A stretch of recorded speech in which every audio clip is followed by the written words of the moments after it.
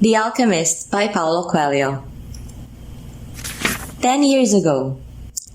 When The Alchemist was first published 25 years ago in my native Brazil, no one noticed. A bookseller in the northeast corner of the country told me that only one person purchased a copy for the first week of its release. It took another 6 months for the bookseller to unload a second copy. And that was to the same person who bought the first, and who knows how long it took to sell the third. By the end of the year, it was clear to everyone that The Alchemist wasn't working. My original publisher decided to cut me loose and canceled our contract. They wiped their hands off the project and let me take the book with me. I was 41 and desperate. But I never lost faith in the book or ever wavered in my vision. Why? Because it was me in there. All of me, heart and soul. I was living my own metaphor. A man sets out on a journey, dreaming of a beautiful and magical place, in pursuit of some unknown treasure. At the end of his journey, the man realizes the treasure was with him the entire time. I was following my personal legend, and my treasure was my capacity to write, and I wanted to share this treasure with the world. As I wrote The Alchemist, when you want something, the whole universe conspires to help you. I started knocking on the doors of other publishers. One opened, and the publisher on the other side believed in me and my book, and agreed to give The Alchemist a second chance. Slowly, through word of mouth, it finally started to sell. 3,000, then 6,000, 10,000, book by book, gradually throughout the year. 8 months later, an American visiting Brazil picked up a copy of The Alchemist in a local bookstore. He wanted to translate the book and help me find a publisher in the United States. HarperCollins agreed to bring it to an American audience, publishing it with great fanfare, ads in the New York Times and influential news magazines, radio and television interviews. But it still took some time to sell, slowly finding its audience in the United States by word of mouth, just as it did in Brazil. And then one day, Bill Clinton was photographed leaving the White House with a copy. Then, Madonna raved about the book to Vanity Fair, and people from different walks of life, from Rush Limbaugh and Will Smith to college students and soccer moms, who were suddenly talking about it. The Alchemist became a spontaneous and organic phenomenon. The book hit the New York Times bestseller list, an important milestone for any author, and stayed there for more than 300 weeks. It has since been translated into more than 80 different languages, the most translated book by any living author, and is widely considered one of the 10 best books of the 20th century. People continued to ask me if I knew The Alchemist would be such a huge success. The answer is no. I had no idea. How could I? When I sat down to write The Alchemist, all I knew is that I wanted to write about my soul. I wanted to write about my quest to find my treasure. I wanted to follow the omens because I knew even then that the omens are the language of God. Though The Alchemist is now celebrating its 25th anniversary, it is no relic of the past. The book is still very much alive, like my heart and like my soul. It continues to live every day because my heart and soul are in it. And my heart and soul is your heart and soul. I am Santiago, the shepherd boy in search of my treasure, just as you are Santiago, the shepherd boy in search of your own. The story of one person is the story of everyone. And one man's quest is the quest of all of humanity. Which is why I believe The Alchemist continues all these years later to resonate with people from different cultures all around the world, touching them emotionally and spiritually, equally without prejudice. I reread The Alchemist regularly, and every time I do, I experience the same sensations I felt when I wrote it. And here is what I feel. I feel happiness because it is all of me and all of you simultaneously. I feel happiness too because I know I can never be alone. Wherever I go, people understand me. They understand my soul. This continues to give me hope. When I read about clashes around the world, political clashes, economic clashes, cultural clashes, I am reminded that it is within our power to build a bridge to be crossed. Even if my neighbor doesn't understand my religion or understand my politics, he can understand my story. If he can understand my story, then he's never too far from me. It is always within my power to build a bridge. There is always a chance for reconciliation, a chance that one day he and I will sit around a table together and put an end to our history of clashes. And on this day, he will tell me his story and I will tell him mine. Paulo Coelho, 2014. Prologue. The alchemist picked up a book that someone in the caravan had brought. Lifting through the pages, he found a story about Narcissus. The alchemist knew the legend of Narcissus, a youth who knelt daily beside a lake to contemplate his own beauty. He was so fascinated by himself that, one morning, he fell into the lake and drowned. At the spot where he fell, a flower was born, which was called the Narcissus. But this was not how the author of the book ended the story. He said that when Narcissus died, the goddesses of the forest appeared and found a lake, which had been fresh water, transformed into a lake of salty tears. "Why do you weep?" the goddesses asked. "I weep for Narcissus," the lake replied. "Ah, it is no surprise that you weep for Narcissus," they said. "For though we always pursued him in the forest, you alone could contemplate his beauty close at hand." "But was Narcissus beautiful?" the lake asked. "Who better than you to know that?" the goddesses said in wonder. "After all, it was by your banks that he knelt each day to contemplate himself." The lake was silent for some time. Finally, it said, "I weep for Narcissus, but I never noticed that Narcissus was beautiful. I weep because each time he knelt beside my banks, I could see in the depths of his eyes my own beauty reflected." What a lovely story, the alchemist thought. Part 1. The boy's name was Santiago. Dusk was falling as the boy arrived with his herd at an abandoned church. The roof had fallen in long ago, and an enormous sycamore had grown on the spot where the sacristy had once stood. He decided to spend the night there. He saw to it that all the sheep entered through the ruined gate, and then laid some planks across it to prevent the flock from wandering away during the night. There were no wolves in the region, but once an animal had strayed during the night, and the boy had to spend the entire next day searching for it. He swept the floor with his jacket and lay down, using the book he had just finished reading as a pillow. He told himself that he would have to start reading thicker books. They lasted longer and made more comfortable pillows. It was still dark when he awoke, and looking up, he could see the stars through the half-destroyed roof. "I wanted to sleep a little longer," he thought. He had the same dream that night as a week ago, and once again he had awakened before it ended. He aroused and, taking up his crook, began to awaken the sheep that still slept. He had noticed that, as soon as he awoke, most of his animals also began to stir. It was as if some mysterious energy bound his life to that of the sheep, with whom he had spent the past 2 years, leading them through the countryside in search of food and water. "They are so used to me that they know my schedule," he muttered. Thinking about that for a moment, he realized that it could be the other way around, that it was he who had become accustomed to their schedule, but there were certain of them who took a bit longer to awaken. The boy prodded them, and one by one, with his crook calling each by name.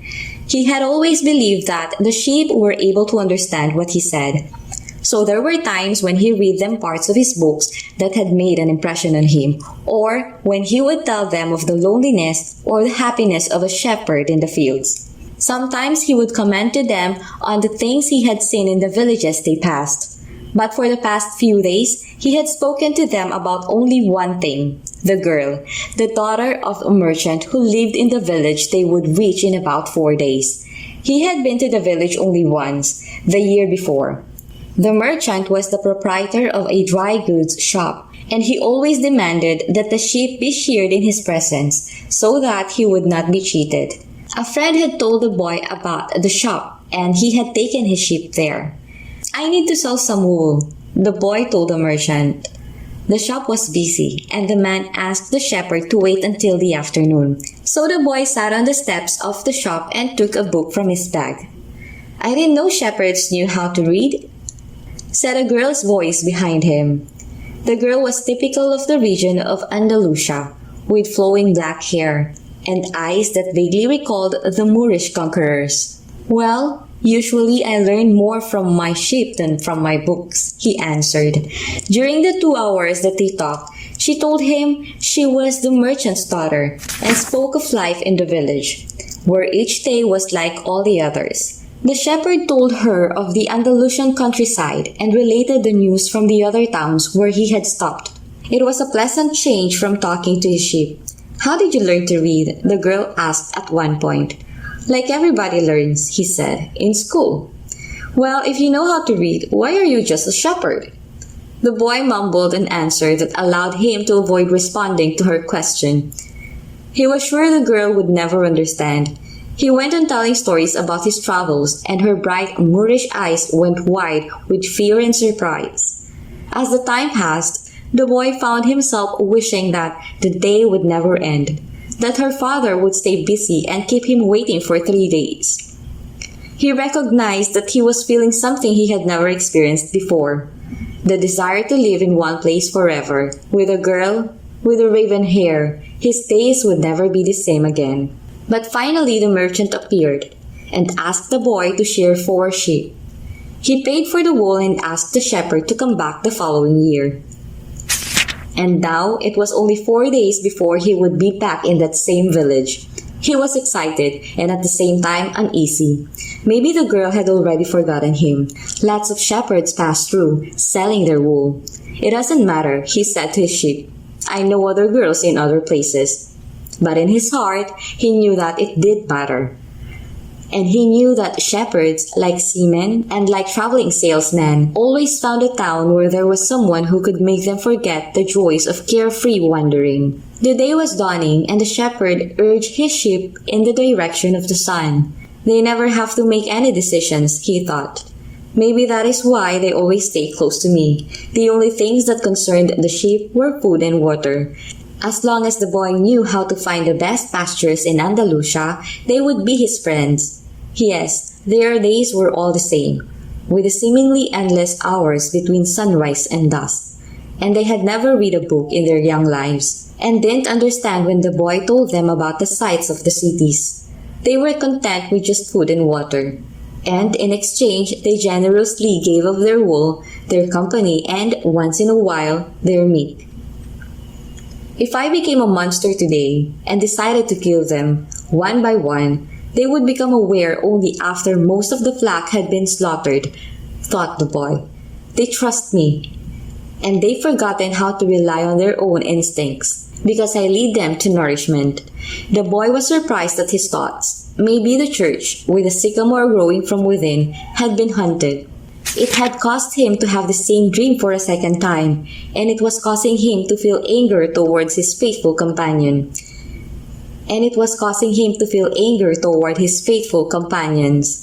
He drank a bit from the wine that remained from his dinner of the night before, and he gathered his jacket closer to his body. He knew that a few hours from now, with the sun at its zenith, the heat would be so great that he would not be able to lead his flock across the fields.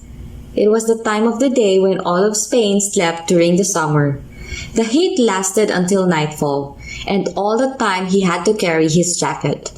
But when he thought to complain about the burden of its weight, he remembered that, because he had a jacket, he had withstood the cold of the dawn. We have to be prepared for change, he thought. And he was grateful for the jacket's weight and warmth. The jacket had a purpose, and so did the boy. His purpose in life was to travel, and after 2 years of walking the Andalusian terrain, he knew all the cities of the region. He was planning on this visit to explain to the girl how it was that a simple shepherd knew how to read, that he had attended a seminary until he was 16. His parents had wanted him to become a priest, and thereby a source of pride for a simple farm family. They worked hard just to have food and water, like the sheep. He had studied Latin, Spanish, and theology. But ever since he had been a child, he had wanted to know the world, and this was much more important to him than knowing God and learning about man's sins. One afternoon, on a visit to his family, he had summoned up the courage to tell his father that he didn't want to become a priest, that he wanted to travel. "People from all over the world have passed through this village, son," said his father. "They come in search of new things, but when they leave, they are basically the same people they were when they arrived. They climbed the mountain to see the castle, and they wind up thinking that the past was better than what we have now. They have blonde hair or dark skin, but basically, they are the same as the people who live right here. But I like to see the castles in the towns where they live," the boy explained. "Those people, when they see our land, say that they would like to live here forever," his father continued. "Well, I'd like to see their land and see how they live," said his son. "The people who come here have a lot of money to spend, so they can afford to travel," his father said. "Amongst us, the only ones who travel are the shepherds. Well, then I'll be a shepherd." His father said no more. The next day, he gave his son a pouch that held 3 ancient Spanish gold coins. "I found this one day in the fields. I wanted them to be a part of your inheritance, but use them to buy your flock. Take to the fields and someday you'll learn that our countryside is the best, and our women are the most beautiful." And he gave the boy his blessing. The boy could see in his father's face a desire to be able, himself, to travel the world, a desire that was still alive, despite his father's having had to bury it over dozens of years, under the burden of struggling for water to drink, food to eat, and the same place to sleep every night of his life. The horizon was tinged with red, and suddenly the sun appeared. The boy thought back to that conversation with his father and felt happy. He had already seen many castles and met many women, but none the equal of the one who awaited him several days hence. He owned a jacket, a book that he could trade for another, and a flock of sheep. But, most important, he was able every day to live out his dream. If he were to tire of the Andalusian fields, he could sell his sheep and go to sea. By the time he had had enough of the sea, he would already have known other cities, other women, and other chances to be happy. "I couldn't have found God in the seminary," he thought, as he looked at the sunrise. Whenever he could, he sought out a new road to travel. He had never been to that ruined church before, in spite of having traveled through those parts many times. The world was huge and inexhaustible. He had only to allow his sheep to set the route for a while, and he would discover other interesting things. The problem is that they don't even realize that they are walking a new road every day. They don't see that fields are new and the seasons change. All they think about is food and water. "Maybe we are all that way," the boy mused. "Even me? I haven't thought of other women since I met the merchant's daughter." Looking at the sun, he calculated that he would reach Tarifa before midday. There, he could exchange his book for a thicker one, fill his wine bottle, shave, and have a haircut. He had to prepare himself for his meeting with the girl, and he didn't want to think about the possibility that some other shepherd with a larger flock of sheep had arrived there before him and asked for her hand. It is the possibility of having a dream come true that makes life interesting, he thought, as he looked again at the position of the sun and hurried his pace. He had suddenly remembered that in Tarifa there was an old woman who interpreted dreams. The old woman led the boy to a room at the back of her house. It was separated from her living room by a curtain of colored beads. The room's furnishings consisted of a table, an image of the Sacred Heart of Jesus, and 2 chairs. The woman sat down and told him to be seated as well. Then, she took both of his hands in hers and began quietly to pray. It sounded like a gypsy prayer. The boy had already had experience on the road with gypsies. They also traveled, but they had no flocks of sheep. People said that gypsies spend their lives tricking others. It was also said that they had a pact with the devil, and that they kidnapped children and, taking them away to their mysterious camps, made them their slaves. As a child, the boy had always been frightened to death that he would be captured by gypsies. And this childhood fear returned when the old woman took his hands in hers. But she has the Sacred Heart of Jesus there, he thought, trying to reassure himself. He didn't want his hand to begin trembling, showing the old woman that he was fearful. He recited an Our Father silently. "Very interesting," said the woman, never taking her eyes from the boy's hands, and then she fell silent. The boy was becoming nervous. His hands began to tremble, and the woman sensed it. He quickly pulled his hands away. "I didn't come here to have you read my palm," he said, already regretting having come. He thought for a moment that it would be better to pay her fee and leave without learning a thing, that he was giving too much importance to his recurrent dream. "You came here so that you could learn about your dreams," said the old woman. "And dreams are the language of God. And when he speaks in our language, I can interpret what he has said. But if he speaks in the language of the soul, it is only you who can understand. But whichever it is, I am going to charge you for the consultation." Another trick, the boy thought. But he decided to take a chance. A shepherd always takes his chances with wolves and with drought. And that is what makes a shepherd's life exciting. "I have had the same dream twice," he said. "I dreamed that I was in a field with my sheep, when a child appeared and began to play with the animals. I don't like people to do that, because the sheep are afraid of strangers. But children always seem to be able to play with them without frightening them. I don't know why. I don't know how animals know the age of human beings." "Tell me more about your dreams," said the woman. "I have to get back to my cooking, and since you don't have much money, I can't give you a lot of time." "The child went on playing with my sheep for quite a while," continued the boy, a bit upset. "And suddenly, the child took me by both hands and transported me to the Egyptian pyramids." He paused for a moment to see if the woman knew what the Egyptian pyramids were, but she said nothing. Then, at the Egyptian pyramids, he said the last three words slowly so that the old woman would understand. "The child said to me, 'If you come here, you will find a hidden treasure.' And just as she was about to show me the exact location, I woke up both times." The woman was silent for some time. Then she again took his hands and studied them carefully. "I am not going to charge you anything now," she said, "but I want 1/10 of the treasure if you find it." The boy laughed out of happiness. He was going to be able to save the little money he had because of a dream about hidden treasure. "Well, interpret the dream," he said. "First, swear to me.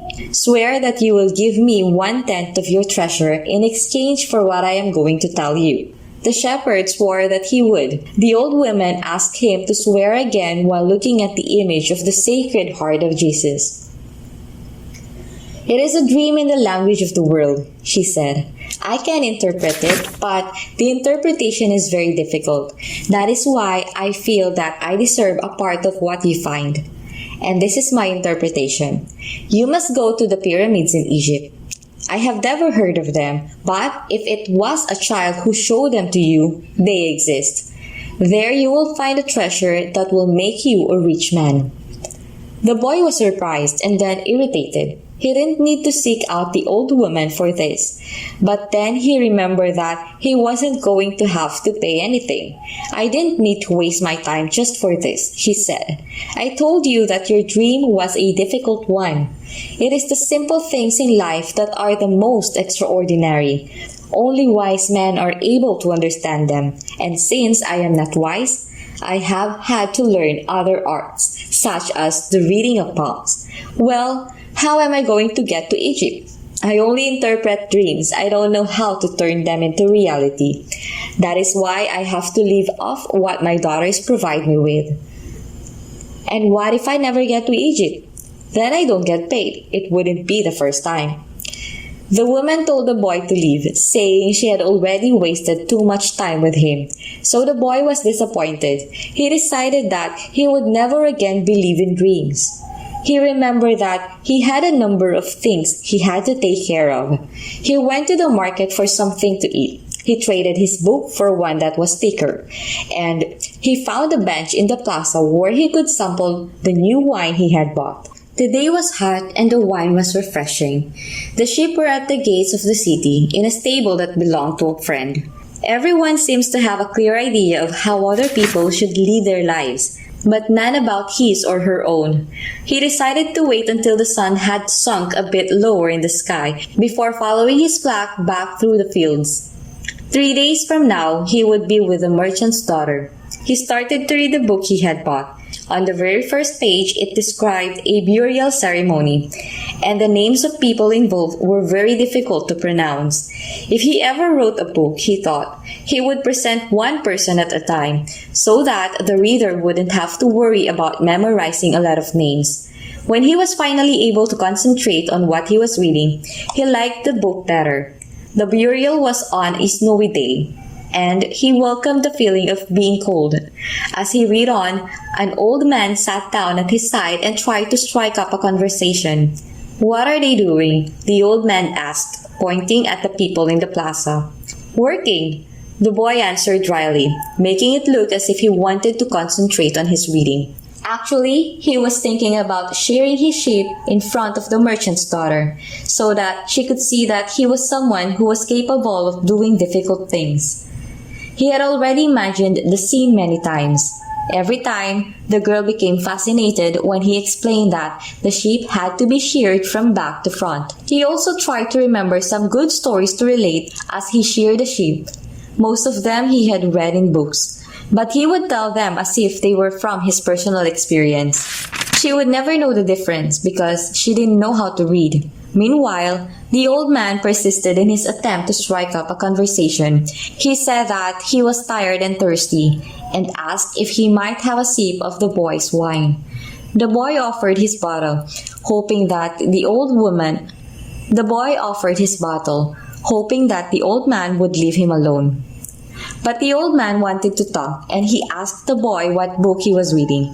The boy was tempted to be rude and moved to another bench, but his father had taught him to be respectful of the elderly. So he held out the book to the man, for 2 reasons. First, that he himself wasn't sure how to pronounce the title, and second, that if the old man didn't know how to read, he would probably feel ashamed and decide of his own accord to change benches. Said the old man, looking at all sides of the book as if it were some strange object. "This is an important book, but it is really irritating." The boy was shocked. The old man knew how to read, and had already read the book. And if the book was irritating as the old man had said, the boy still had time to change it for another.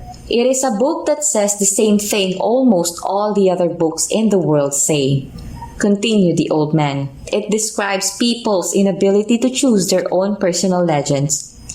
And it ends up saying that everyone believes the world's greatest lie. What's the world's greatest lie?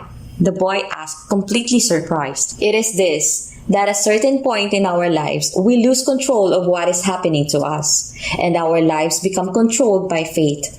That is the world's greatest lie. That has never happened to me, the boy said. They wanted me to be a priest, but I decided to become a shepherd. Much better, said the old man, because you really liked trouble. He knew what I was thinking, the boy said to himself. The old man, meanwhile, was leafing through the book, without seeming to want to return it at all. The boy noticed that the man's clothing was strange. He looked like an Arab, which was not unusual in those parts. Africa was only a few hours from Tarifa.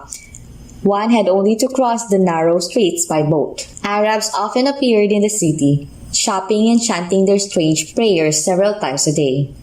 Where are you from? The boy asked. From many places. No one can be from many places, the boy said.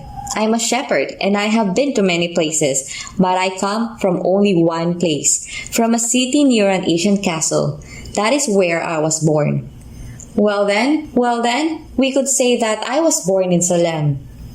The boy didn't know where Salem was, but he didn't want to ask, fearing that he would appear ignorant.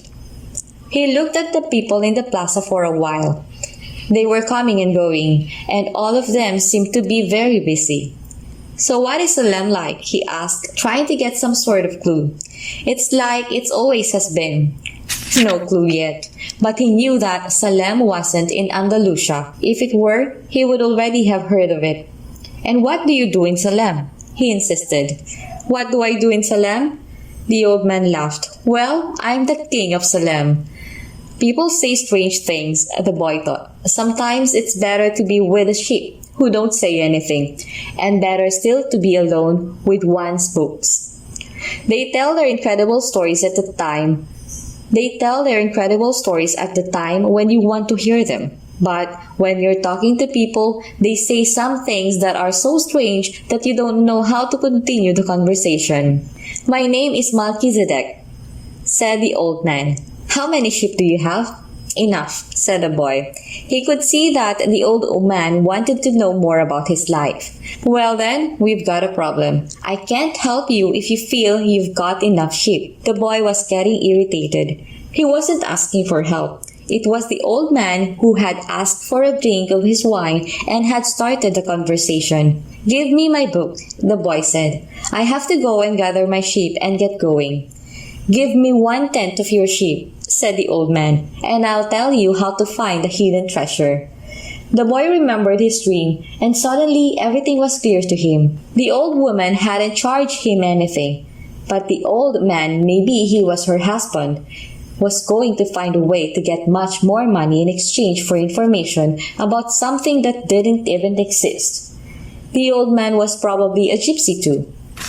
But before the boy could say anything, the old man leaned over, picked up a stick, and began to write in the sand of the plaza. Something bright reflected from his chest with such intensity that the boy was momentarily blinded. When a movement that was too quick for someone his age, the man covered whatever it was with his cape. When his vision returned to normal, the boy was able to read what the old man had written in the sand. There, in the sand of the plaza of that small city, the boy read the names of his father and his mother and the name of the seminary he had attended. He read the name of the merchant's daughter, which he hadn't even known, and he read things he had never told anyone. "I'm the king of Salem," the old man had said. "Why would a king be talking with a shepherd?" the boy asked, awed and embarrassed. "For several reasons, but let us say that the most important is that you have succeeded in discovering your personal legend." The boy didn't know what a person's personal legend was. It is what you have always wanted to accomplish. Everyone, when they are young, knows what their personal legend is. At that point in their lives, everything is clear and everything is possible. They are not afraid to dream and to yearn for everything they would like to see happen to them in their lives. But as time passes, a mysterious force begins to convince them that it will be impossible for them to realize their personal legend. None of what the old man was saying made much sense to the boy, but he wanted to know what the mysterious force was. The merchant's daughter would be impressed when he told her about that. It is a force that appears to be negative, but actually shows you how to realize your personal legend. It prepares your spirit and your will, because there is one great truth on this planet. Whoever you are, or whatever it is that you do, when you really want something, it is because that desire originated in the soul of the universe. It is your mission on earth. Even when all you want to do is travel, or marry the daughter of a textile merchant, yes, or even search for treasure, the soul of the world is nourished by people's happiness, and also by unhappiness, envy, and jealousy. To realize one's personal legend is a person's only real obligation. All things are one. And when you want something, all the universe conspires in helping you to achieve it. They were both silent for a time, observing the plaza and the townspeople. It was the old man who spoke first. "Why do you tend a flock of sheep?" "Because I like to travel." The old man pointed to a baker standing in his shop window at one corner of the plaza. When he was a child, that man wanted to travel too. But he decided first to buy his bakery and put some money aside. When he's an old man, he's going to spend a month in Africa. He never realized that people are capable at any time in their lives of doing what they dreamed of. He should have decided to become a shepherd, the boy said. Well, he thought about that. The old man said, but bakers are more important people than shepherds. Bakers have homes while shepherds sleep out in the open. Parents would rather see their children marry bakers than shepherds. The boy felt a pang in his heart, thinking about the merchant's daughter. There was surely a baker in her town. The old man continued, in the long run, what people think about shepherds and bakers becomes more important for them than their own personal legends. The old man leafed through the book and fell to reading a page he came to. The boy waited and then interrupted the old man just as he himself had been interrupted. Why are you telling me all this? Because you are trying to realize your personal legend, and you are at the point where you are about to give it all up. And that is when you always appear on the scene?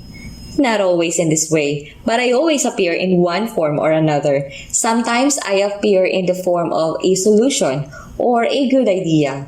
At other times, at a crucial moment, I make it easier for things to happen. There are other things I do too, but most of the time, people don't realize I've done them. The old man related that the week before, he had been forced to appear before a miner and had taken the form of a stone. The miner had abandoned everything to go mining for emeralds. For 5 years, he had been working a certain river and had examined hundreds of thousands of stones looking for an emerald. The miner was about to give it all up, right at the point when, if he were to examine just one more stone, just one more, he would find his emerald. Since the miner had sacrificed everything to his personal legend, the old man decided to become involved. He transformed himself into a stone that rolled up to the miner's foot. The miner, with all the anger and frustration of his 5 fruitless years, picked up the stone and threw it aside. But he had thrown it with such force that it broke the stone it fell upon. And there, embedded in the broken stone, was the most beautiful emerald in the world. People learn early in their lives what is their reason for being, said the old man with a certain bitterness. Maybe that is why they give up on it so early too. But that is the way it is. The boy reminded the old man that he had said something about hidden treasure. Treasure is uncovered by the force of flowing water, and it is buried by the same currents, said the old man. If you want to learn about your own treasure, you will have to give me 1/10 of your flock. What about 1/10 of my treasure? The old man looked disappointed. If you start out by promising what you don't even have yet, you will lose your desire to work toward getting it. The boy told him that he had already promised to give 1/10 of his treasure to the gypsy. Gypsies are experts at getting people to do that, sighed the old man. In any case, it is good that you've learned that everything in life has its price. This is what the warriors of the light try to teach.